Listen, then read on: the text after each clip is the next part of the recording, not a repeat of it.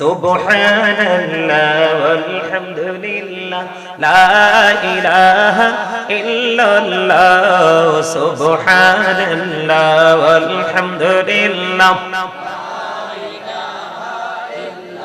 লা ইলাহা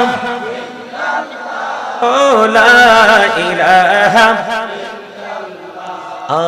আরশ কুরসি লৌহ কলম সৃষ্টি জাহান ওসিলা আরশ কুরসি লৌহ কলম সৃষ্টি জাহান ওসিলা নিজে আল্লাহ খুশি হইয়া নাম রাখলেন হাবিবুল্লাহ সুবহানাল্লাহ আলহামদুলিল্লাহ লা ইলাহা সুবহানাল্লাহ ওয়ালহামদুলিল্লাহ লা ইলাহা ইল্লাল্লাহ সুবহানাল্লাহ ওয়ালহামদুলিল্লাহ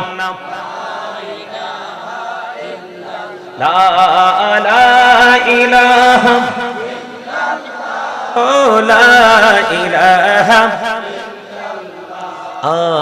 আরশ কুরসি লৌহ কলম সৃষ্টি জাহান ওসিলা আরশ কুরসি লৌহ কলম সৃষ্টি জাহান ওসিলা নিজে আল্লাহ খুশি হইয়া নাম রাখলেন হাবিবুল্লাহ সুবহানাল্লাহ আলহামদুলিল্লাহ লা ইলাহা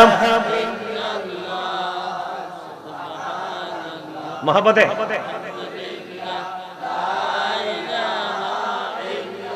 লা ইলাহা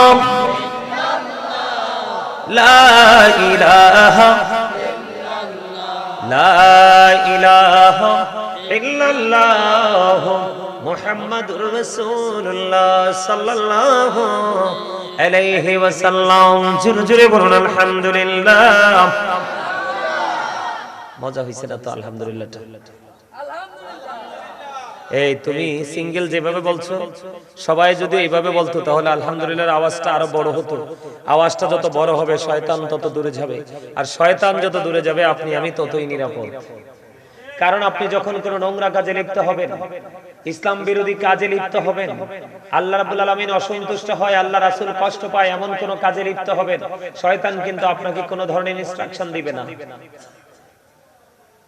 যখন আপনি কোনো ভালো কাজে নিজেকে ইনভলভ করে ফেলবেন শয়তান তখনই আপনাকে কি করার চেষ্টা করবে ওখান থেকে ফিরিয়ে দেওয়ার ঘুরিয়ে নেওয়ার চেষ্টা করবে এইজন্য সব সময় জিকির যখন করবেন নামাজের হিসাব একটা আলাদা নামাজে যখন আমরা কোরআন তেলাওয়াত করব এগুলো করব সেটার একটা হিসাব আছে কিন্তু খোলামেলা যখন আমরা দরুদ পড়ব জিকির করব সুবহানাল্লাহ আলহামদুলিল্লাহ আল্লাহু আকবার বলবো এগুলো আমরা উচ্চ আওয়াজে পড়ব ঠিক না ভাই ঠিক আরো জোরে আলোচনা শুনতে চান আপনারা আরো জোরে বলেন আল্লাহ রাব্বুল আলামিন আমাদেরকে কিভাবে বানাইছে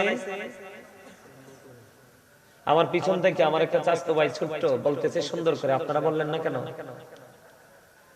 আল্লাহ আমাদেরকে কি করে বানাইছে সুন্দর করে শুনুন নরমাল সুন্দর অপূর্ব সুন্দর করে আপনার আমার কাছে কালা সাদা মোটা চিকন পার্থক্য আছে ডিসটেন্স আছে কিন্তু আল্লাহর কাছে কোনো পার্থক্য আল্লাহর কাছে সবাই কি সুন্দর মানুষ কিন্তু কালো হয় কখন এই সুন্দর মানুষটা কালো হয় কখন যখন সে আল্লাহ আল্লাহ রাসূলের হুকুমকে কি করে অমান্য তাই না আমরা কিন্তু সবাই সুন্দর আসার সময় আমরা ৮-১০ বছর পর্যন্ত আমরা সবাই সুন্দর সুন্দর কিনা কিন্তু ৮-১০ বছর পার যখন হয়ে যায় তখনই আমরা ধীরে ধীরে কালো হয়ে যাই কথা কয় না কালো হয়ে যায় না যাওয়ার সময় ম্যাক্সিমাম মানুষই কালো হয়ে যায় সেটার জন্য দায়ী কে কালো মানুষ নিজে নাকি অন্য কেউ কে নিজে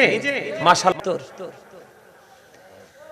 সূরা ইউনূসের 44 নম্বর আয়াতে আল্লাহ বলেছেন কালো মানুষ সম্পর্কে ইন্নাল্লাহা লা ইয়াযলিমুন নাসা শাইয়্যান ওয়ালাকিন্নান নাসা আনফুসাহুম ইয়াযলিমুন। আল্লাহ বলেছেন আল্লাহ রাব্বুল আলামিন বলে দিয়েছে, আল্লাহ আল্লাহর বান্দার উপর জুলুম করে না, আল্লাহ আল্লাহর বান্দার উপর অত্যাচার করে না, বান্দা নিজেই নিজের উপর অত্যাচার করে।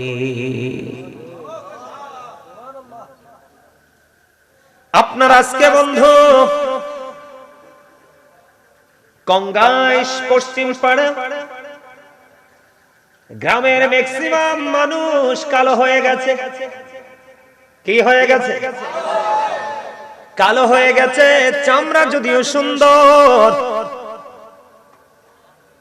আসলে তারা সুন্দর মানুষ হতে পারেনি। সুন্দর মানুষ হলো ওরা যখন দুনিয়ার কাজের সময় হয় সে দুনিয়ার কাজ করে, যখন আল্লাহর গোলামির সময় হয় আল্লাহর গোলামি করে। এটার চামড়া যদি দেখতে কালো হয়, এটাই হলো আসল সুন্দর মানুষ। বুঝে আসে আমার কথা? বুঝে আসবে কথাটা, আরো ইজিলি বুঝতে পারবেন, নিতে পারবেন। যদি আপনাদেরকে আমি ছোট্ট একটা এক্সপ্লেইন, একটা ব্যাখ্যা দেই, সে ব্যাখ্যাটা কি জানেন? এই এদিক তাকান। এই যে আপনি আমি প্রত্যেকে দেহ বলে মানুষ, ঠিক না? কিন্তু দেহের পাওয়ার কি সবসময় থাকবে? একদিন কিন্তু এটা কি হয়ে যাবে? অচিন দেশে চলে। কিন্তু এই চলে যাওয়ার থাকা এবং চলে যাওয়া দুটোর মাঝখানে হালকা একটা গ্যাপ আছে।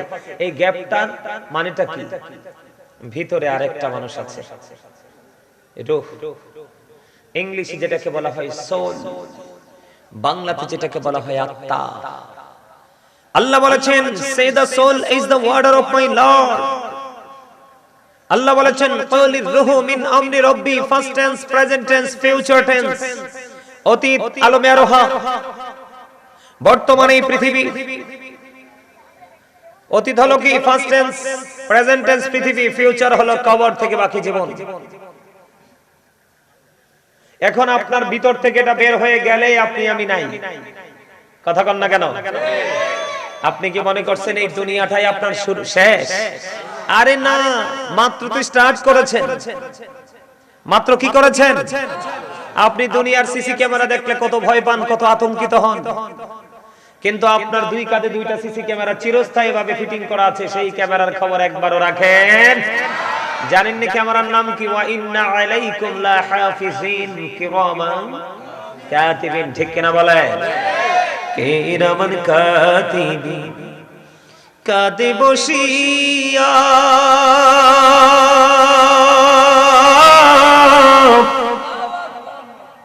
সকল কর্ম লিখিতেছে হুকুম নিয়া, আল্লাহর হুকুম নিয়া। 40 কদম হাঁটিয়া আসবিরি সজন, মুনকার নাকির হাজির হইবে রে তখন। এই এই দুটোটা এদিকে আসো, এই দুজনে এদিকে আসো। বেয়াদব কোথাকার বেয়াদব! আপনারা আমি আপনাদের বাচ্চা কাচ্চাদেরকে আদব কাটা শেখান নাই। সব দোষ আপনাদের বাবা মা। ফোলা হইছে মনে করছেন যে আসমানের তারা পাইছেন, আর মাইয়া হইছে মনে হয় যে গোবর থুবে পড়ছে। আল্লাহ রাসূলের কোন আইন আপনাদের এখানে প্রয়োগ নাই। মি আপনারা খুব অচিরে ধ্বংস হয়ে যাবেন। আমি আজকে বলে দিলাম, উইলিংলি বলে দিলাম আপনাদেরকে। আপনি কি মনে করছেন সন্তান জন্ম দেওয়ার পরে রাস্তায় ছেড়ে দিতে পারলেই আপনি দায় মুক্ত? কি শিখাইছেন বাচ্চা কাচ্চাকে? কোথায় হাসতে হবে, কোথায় কাঁদতে হবে, এটাই বাচ্চা কাচ্চা বোঝে না। মাহফিল করেন কেন? আগামী বছর থেকে মাহফিল করাবেন না। এই মাহফিল দিয়ে কোনো লাভ নেই। প্যান্ট সামিয়ানা সাজাইছেন অনেক টাকা, হুজুরদেরকে দিতে হয় অনেক টাকা, তাবারুক করতে অনেক টাকা। কি জন্য মাহফিল? মাহফিলের কোনো দরকার নেই। আপনাদের এলাকায় সুন্নি আহলে সুন্নাত ওয়াল জামাতের কোনো এতিমখানা পারলে গড়ে তুলে কি করবেন? এতিমখানা গড়ে তুলবেন, এতিমদেরকে খাওয়াবেন এই টাকাগুলো। এরা বড় হয়ে একদিন আলেম হবে, হাফেজ হবে।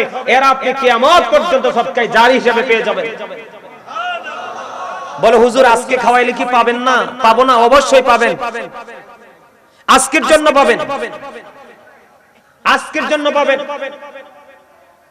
আমার দিকে তাকান। আল্লাহ রাব্বুল আলামিন কি বলেছে? আল্লাহ রাসূল আল্লাহ রাসূল বলে দিয়েছে। আপনারা কি রাগ হন আমার কথায়? আরো যারা বলেন রাগ হন, রাগ হলে কপাল পূর্ব। আমার আপনারা জীবনে কোনোদিন দেখছেন এখানে? আজকে প্রথম দেখা, হয়তো বা আজকে শেষ দেখা হতে। আমি আজকে শাসনও করব, ভালো ভালোবাসার আলাপ হবে পড়ে, আগে শাসন। কথা বলেন না কেন? কারণ আপনারা সবাই আমার স্টুডেন্ট। কি ভুল বললাম?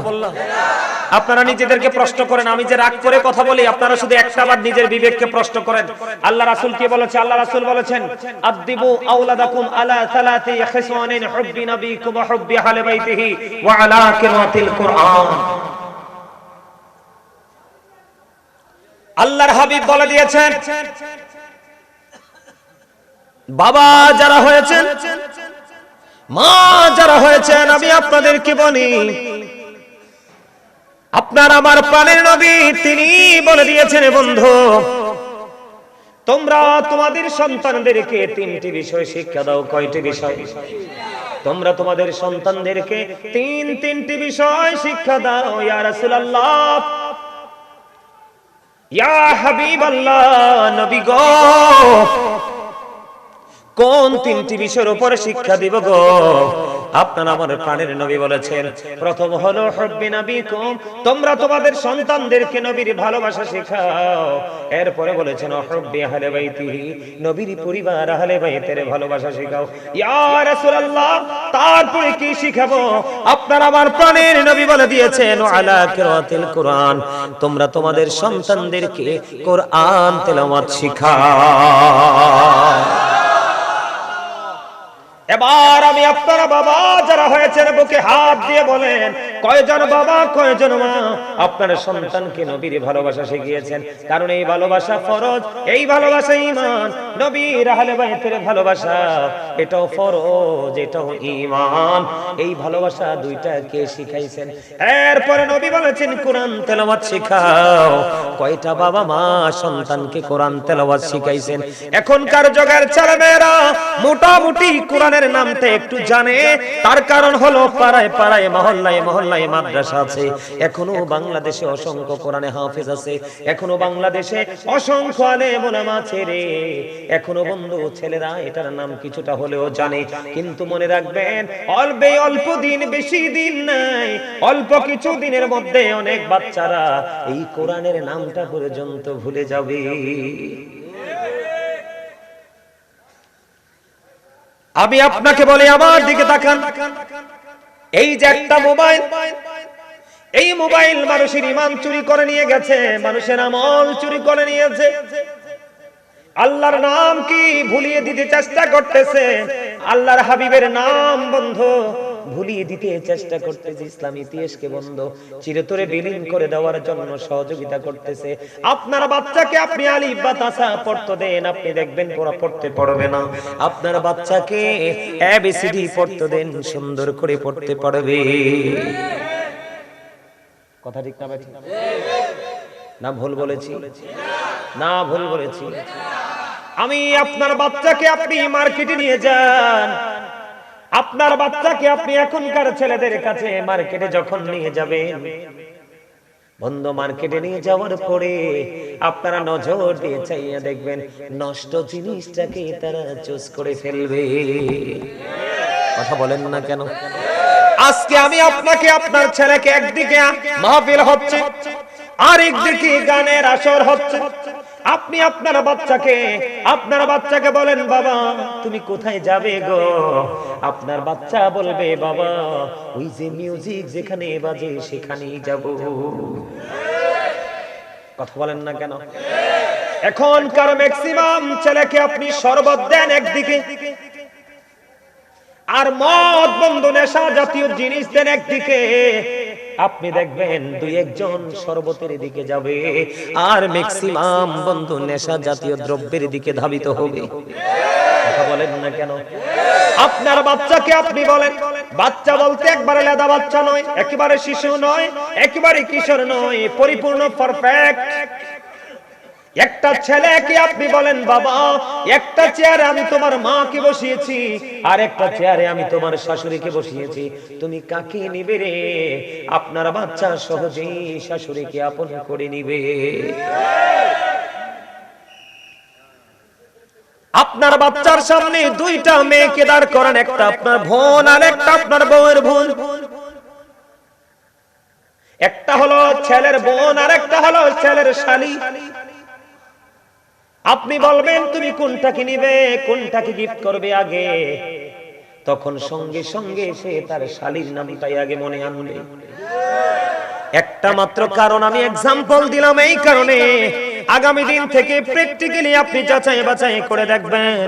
বন্ধু শ্বশুর যখন বলবে আব্বু আমার ওষুধ নাই, দেখবেন তাৎক্ষণিকভাবে আব্বুর ওষুধ এসে পরিবহন কুরিয়ার সার্ভিসে চলে যাবে শ্বশুর বাড়ি। বাবা বাবা গো আমার ওষুধ নাই, বাচ্চা বলবে আব্বা আমার কাছে টাকা নাই। বল হুজুর এটার কারণ কি? এটার কারণ হলো আমার দিকে তাকান। ওই যে আমি বাবাদেরকে ধমকের সুরে কথা বলেছি, বাবা তোমরা জানো না কাল কিয়ামতের দিন তোমরা তোমাদের সন্তান তোমাদের এগেইনস্ট পার্টি হয়ে যাবে, এগেইনস্ট পিপল হয়ে যাবে, তোমাদের এগেইনস্টে সাক্ষী দিবে রে, হাত পা বেঁধে তোমাদেরকে দায়ী করে জাহান্নামে নিয়ে যাওয়ার জন্য চেষ্টা করবে তোমাদের সন্তানেরা। তোমরা ভুলে যেও না, ভুলে যেও না।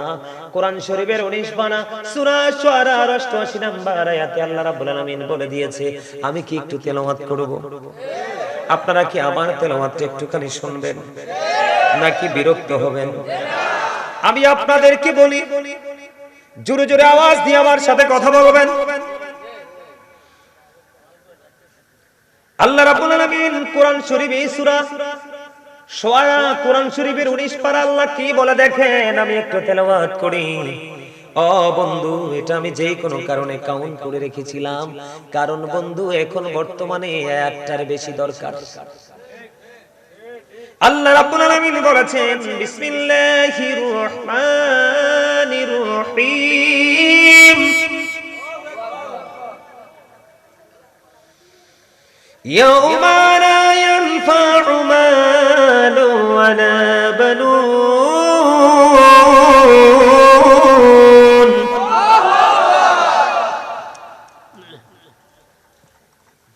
ইল্লা মান আতাল্লাহা বিকলবিন সালীম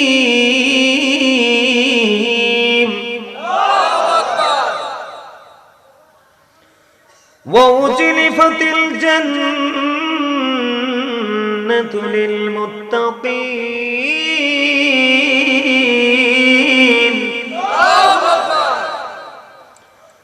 ওয়া বুররিজাতিল জাহিম লিল